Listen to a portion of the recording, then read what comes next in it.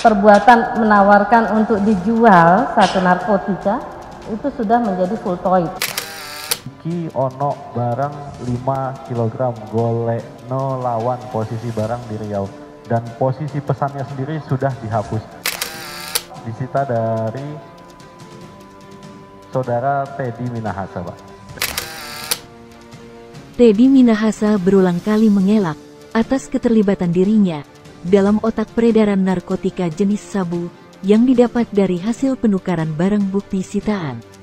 Kini, Teddy dibuat tak berkutik saat bukti percakapannya dengan Linda diungkap ahli digital forensik di persidangan.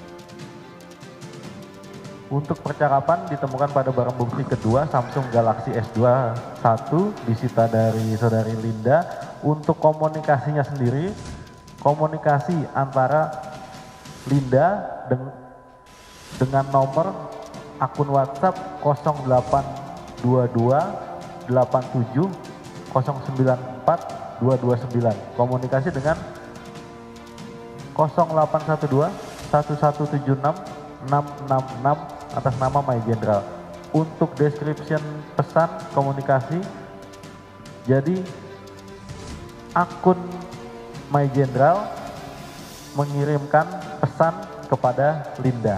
Isi pesannya, iki ono barang 5 kg golek no lawan posisi barang di Riau dan posisi pesannya sendiri sudah dihapus, namun berhasil kita recover dengan proses digital forensik. Saudara ahli, ini ingin kejelasan saja. My General itu akun berapa tadi? 76666 itu punya siapa? HP siapa itu? Atas nama siapa? Untuk nomornya terrecord pada case file 146 disita dari saudara Teddy Minahasa, Pak.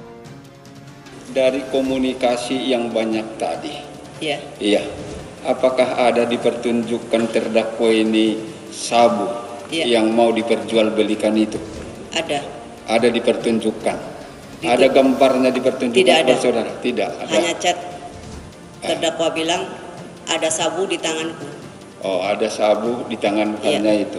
Kalau sabunya baru saudara lihat ketika sampai di rumah Dodi yang dibawa oleh Dodi sebagai Samsul Marif itu, seperti itu kan? Betul. Itu keterangan. Dari awal kan yang menawarkan kan terdakwa. Iya. Ya, saya berpikir itu dari Teddy Minahasa. Oh, tafsiran saudara berarti itu barang dari saya. Nggak mungkin itu chat seorang jenderal akan bohong. Perbuatan yang sangat dini di dalam pasal 114 itu menawarkan untuk dijual, gitu ya. Perbuatan menawarkan untuk dijual satu narkotika itu sudah menjadi full toy untuk pasal 114 tanpa harus menunggu bahwa penjualan itu terjadi. Menurut saksi ahli pidana dalam persidangan, isi chat Teddy yang memerintahkan Linda untuk mencari pembeli sabu miliknya sudah dianggap sebagai tindak pidana. Meski Teddy tak terbukti memegang sabu tersebut, tetapi bukti percakapannya sudah cukup membuktikan peran Teddy sebagai otak peredaran narkotika tersebut. Sepengetahuan Ibu sebagai ahli hukum pidana, untuk menentukan narkoba di Jakarta sama dengan narkoba di Bukit Tinggi, kira-kira buktinya apa? Bukankah uji lab adalah yang sangat saintifik dan semua orang tahu? Ya, saya kira itu bisa ditanyakan kepada ahli kimia, Pak. Karena terus terang formula, kemudian apakah kandungan di dalam narkotika, atau identifikasi rekam jejak antara narkotika yang satu dan yang lainnya, itu bisa diidentifikasi atau tidak.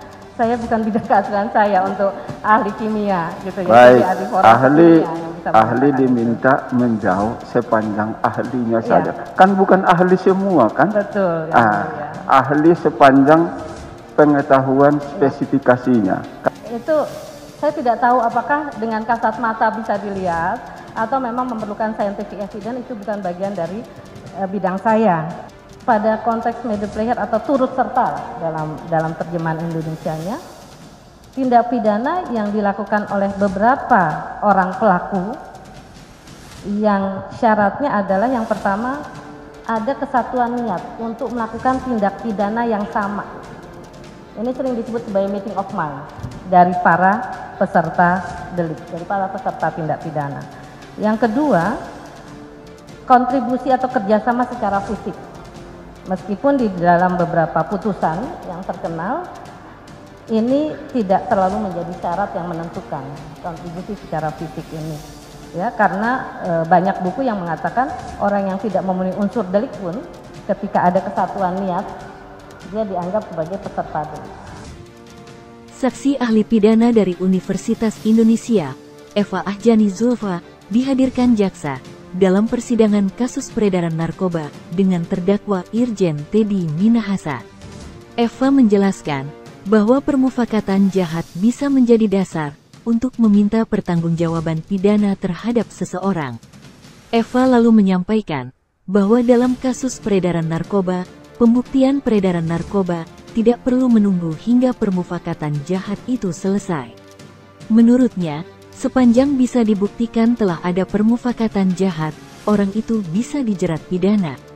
Dalam kasus ini, Teddy Minahasa didakwa menawarkan, menjual, dan menjadi perantara narkotika jenis sabu dari barang bukti hasil sitaan seberat 5 kg. Perbuatan itu dilakukan Teddy bersama 3 orang lainnya. Nah, mirip dengan barangkali yang mulia, orang yang bermain sepak bola, pemegang bola itu hanya satu gitu ya. Jadi material dadernya hanya satu. Yang lainnya kita akan mengatakan dia adalah pemain sepanjang ada di dalam lapangan itu, meskipun dia tidak memegang bola. Jadi kurang lebih seperti ada kerjasama, ya, kerjasama yang ada meeting of mind-nya di situ dan punya tujuan bersama. Kurang lebih dalam konteks turut serta seperti itu. Hakim lalu menanyakan kepada Eva terkait pihak yang dominan dalam permufakatan jahat, apakah ketika ia menyatakan telah mencabut perintahnya, ia dapat bebas dari pertanggungjawaban pidana atau tidak. Ahli pidana pun menjawab bahwa yang dirumuskan di dalam undang-undang ialah perbuatan yang dilarang. Saya kira itu bisa menjadi faktor di luar hukum yang bisa diperhitungkan nanti untuk melihat berat ringannya mens rea atau kesalahannya. Tetapi, tetap perbuatan itu adalah salah dan merupakan tindak pidana, jawab Eva. Mereka yang melakukan, yang menyuruh melakukan, dan yang turut serta melakukan tanpa hak atau melawan hukum, menawarkan untuk dijual, menjual, membeli, menerima, menjadi perantara dalam jual beli, menukar atau menyerahkan narkotika golongan I bukan tanaman, yang beratnya lebih dari 5 gram, kata jaksa, saat membacakan dakwaan di Pengadilan Negeri Jakarta Barat.